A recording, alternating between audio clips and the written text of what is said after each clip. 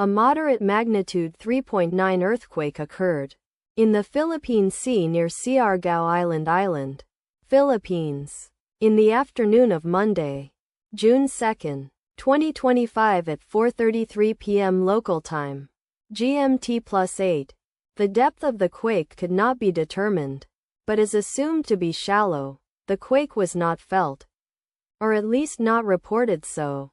First to report, PHIVOLCS after 7 minutes. The earthquake occurred 17 hours after a magnitude 4.0 earthquake had hit on Sunday, June 1, 2025, at 11:51 p.m.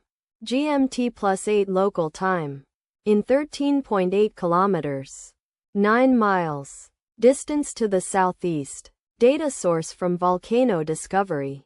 Did you feel it? Let us pray. May the earthquake that occurred not affect our brothers and sisters there. May the earthquake not happen again. And may God protect everyone. Amen.